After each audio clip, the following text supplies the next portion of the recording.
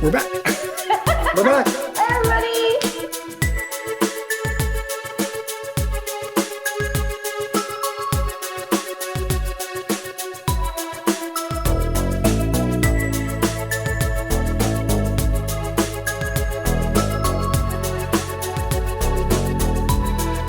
All right, David, you want to do one? Yeah. So David Bartolini is asking, will there ever be a rarities soundtrack songs or B-sides album? I don't know. For me, whenever I buy those things, I think, yeah, there's a reason that this wasn't released. For sure. Because they're not good enough to be released. You know, that's so it's not stupid to have held them back. I don't know. So I don't know. What do you think, John? Well, that's funny because back, when we were making all of the stuff we did on the first two records, we weren't like doing a bunch of extra stuff because it's so expensive to record. So we weren't sitting there going, oh, let's record 18 songs and use 10. We're like, Right. we're going to record 11 songs and use 10. Right. With Pleasure Victim, we did it so haphazardly. On weekends, if I recall, Terri, you'd come down on a weekend. It would only be a Saturday or Sunday or just a Sunday, and Yeah. there were no extras, if I recall. In fact, Yeah. I think when we were done, who was the manager of Guns N' Roses again? Alan Niven. Alan. He wanted an extra song, so we came up with Torture because we only had 5 at the beginning, right? So Okay. I don't know how much extra stuff we Have. laying around. We'd have to dip into Fahrenheit and dip into stuff that's really not necessarily. No, we have a lot of demos, and you have some great demos that I remember. Maybe any of those might be interesting because there were a number of songs that we just either, like you said, we didn't have the money to keep making songs, so we Right. just picked the best of what we had, 10 or 11. And then, like you also have said, when you move on to another album, you don't usually go back to what you didn't do. You usually write fresh because you're a different person. It's a year or two later, Right. and you just keep writing more. And you, my friend, are so prolific. I don't know if people have heard this, but on this last record, on Transcendence, we wrote the songs and we're trying to start, we were recording them, and he comes in one day and says, wait, but I've got 30 more, and I want you to hear some of these songs. They're really good. And I was just like, John, we just need to complete this album. But I was excited. We can't look at any more songs.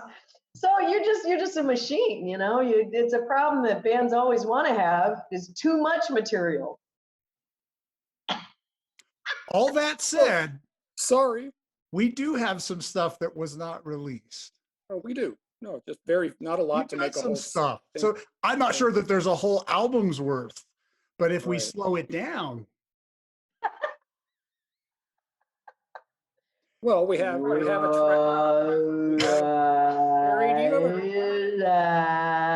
What? Do you have a copy of the song Still Life we did in England? Ooh, I remember. Still life, Yeah, surrender. That was when you met Michael Hutchins. Yeah. Still life, And we have it. surrender. We have That was a good Attraction. song. All right, maybe we'll release that one. Yeah. And we have Attraction, which again, I don't know. There was a reason they Yeah, went. it's okay. Attraction Exactly. was good. It just wasn't quite there yet. Yeah, Still Life is just okay too, by the way. Yeah, I know. So I hope that answered your question. We kind of just didn't really answer it, but Yeah. So here's wait, let me just put this one because I'm seeing this okay. and I'm feeling really bad about this.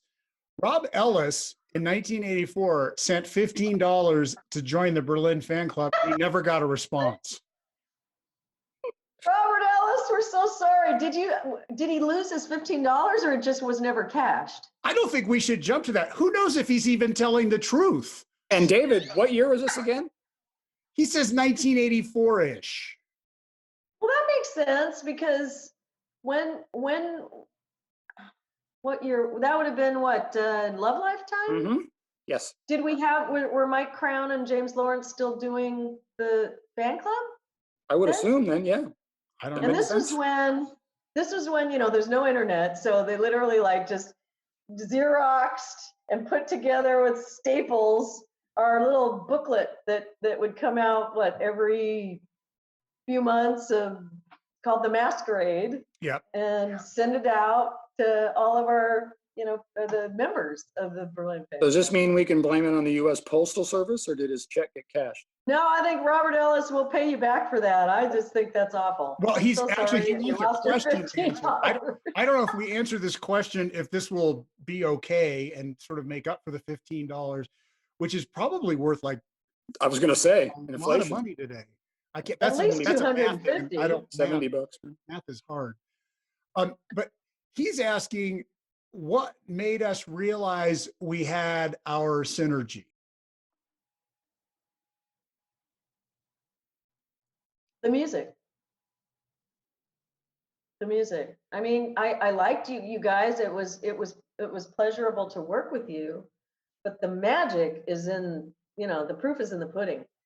And the magic for me was listening to this music and playing it for other people, and they're like, wow, what's that? That's good music. It just grabbed people right away. And that's synergy. That's when the talents of the group are creating something better than we could do ourselves. I can tell you, for me, it was the same back then as it is now. If I'm going to do something musical by myself or with anyone else in the world, I approach it with a certain amount of hesitation and concern, because I'm not sure that it's going to work. I'm not sure what it's going to sound like. For me, when the three of us work on something, it brings something out in me as a musician that nothing else brings out of me. So I do things that I would never have ordinarily done. I respond to, you know, John's, the songs that he brings out. I respond to them differently. They kind of just somehow bring something out in me. And that, to me, I recognize that. I mean, I knew that back then, but I definitely recognize it now after we went so long without working together and start working together and feel like, wow, it just, I mean, there were some bumps to get over, but it just clicked again, you know, and live it clicks. And I've never had that with other musicians in my life. So that's to me how I know. What do you think, John? When you were saying that, David, I went back to my my analogy of a marriage, because I kind of see in relationships the idea of the complementing, the person filling in places where you need support, and that's so positive. And I think we do that for each other. What you both add to what I might start with is something I would never do on my own. And it always elevates it to a place that I couldn't do it on my own. So it is like you're saying, David, it is a synergy of the three of us does something special. Individually, for me, it's never been as special. I've written 2 whole CDs on my own, played every instrument on them, sang every song, and they're good, but they're not special. And as soon as you guys get a hold of the things that I start on, then that brings them to a whole new special place. Yeah. Well, speaking of that, John, this was an interesting question I never thought of. Brad Weber, thank you, Brad. Hi, Brad. Asked, what about Berlinizing songs from the Big F, like Dr. Vine or Gone Ancient? Because he says they're great songs, and wouldn't it be great if in the live show we played one of them? I think that's kind of an interesting idea, because I loved Dr. Vine, and I have no idea, I haven't heard it in a long time. So I don't know if we could actually make it a Berlin song with our band or not. But what do you think of that idea? That's funny. I have no problem with trying that idea. Did you do that again?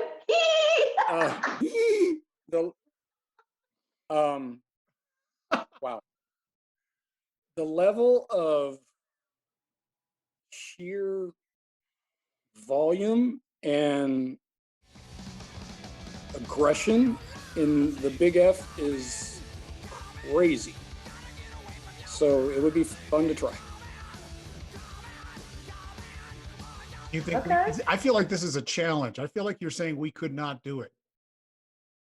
That we could not approach that level of aggression. Yep. Yeah, well, you know, Marshall on 10, SVT on 10, double kick drums, and beating the crap out of everything as hard as you can and screaming. Do you have any idea how loud this amplifier is? No, but I know how loud a Marshall is on 10 with two cabinets. Do you have any idea how heavy this amplifier is? David, I've got one for you. Oh, okay. Sorry. Zon Tennyson. Thank you, Zon. Why does David Diamond play a guitar now instead of keys as you started out in the band playing? Well, because I'm actually a guitar player. I started playing guitar, and I played guitar before I played synth, and then went to synthesizer for Berlin back in those days and did that the entire time. But my natural instrument is guitar. So I think when we picked up again, you know, we had Dave in the band who was more than capable of handling all the keys. It was sort of superfluous for me to also be playing keys. So I just picked up the guitar and played the guitar. Yeah, Dave Schultz, our keyboardist, came from the Goo Goo Dolls and General Public, and he's not only a programmer, he's a classical pianist. I always want to say that slowly because people always say a classical pianist, a classical pianist. Pianist. Probably the most accomplished musician in our band. You know, technically, he's just brilliant. Anyway, so yeah, when David came in, it was wonderful to have him play guitar, and you seem to love it. I love it. Yeah. I love it. Absolutely. It's good because sometimes, because Carlton, our guitar player, plays in a few other awesome bands. So sometimes he can't be there for a show. So it's great to have the guitar backup. And then when he is there, I just have such a great time playing with him. And yeah, Carlton Bost, our guitarist before David came in, and still, he also plays in Stabbing Westward and Orgy. And has been voted the sexiest man in rock and roll 10 years straight. For sure. The guy is just a consummate rock star. He wakes up looking like a rock star. He does. It's unbelievable. He stays up all night and still looks like a rock star in the morning. Mm-hmm. Wait, so I started to do this one from Glenn Sizemore, so we need to do this. He says, who are your greatest musical influences? I was a kind of a typical high school, college kid, just listening to Kiss and Aerosmith and Led Zeppelin and that stuff, and I loved that. But to be perfectly honest, then I heard the Sex Pistols, I heard the Clash, I heard the Stranglers.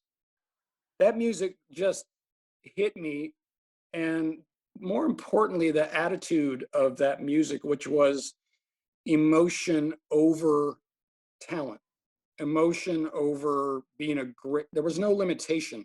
You didn't have to be the best guitar player like Eddie Van Halen to get in a band. You're not restricted by that anymore. If you can get up on stage and beat the crap out of your bass as hard as you want to and just play 3 notes, then you can be in a punk band. And some reason that just like that. And then just through that, then I started listening. The next phase after that was the bands that influenced me musically were the darker Joy Division with Level Tear Us Apart, Ultravox with Slow Motion, other bands, Susie and the Banshees, just all the stuff that was kind of darker. And that was the musical stuff that kind of led me into the love for the darker, pretty stuff that I wanted to do in Berlin. Yeah, I'm just getting so many memories from what he's saying, and playing off of that. I mean, that the first thing was seeing powerful women. I've said this a number of times. Grace Slick, when I was in my, I think I was 8 when I first saw her, and that was like a light bulb went off, and I saw she was on TV, and it was a concert clip, and she was awesome. She was a guy. She was just, fuck you, I'm fucking here and I'm badass. And it was just, I'd never seen a woman like that. And I loved it, and I wanted to be that. And then, of course, Bowie and the whole glam rock scene really excited me, because it was rock, but it was different. It was androgynous, and there was makeup on the guys, and I really liked that. And they were sexy. And then, like you, John, I really started getting into the dark whole gothic scene. I loved it. I loved it. The mysterious, the Sisters of Mercy, and Susie and the Banshees, and Bauhaus. I just love that whole. It was hot. It was also like electronic, but it was rock, and it was dancing, and it was just great. Anyway, there's a lot more, but we can't go on forever. How about you, David? For me, kind of similar to what John was saying, I sort of grew up on Aerosmith and Elton John, and then also David Bowie.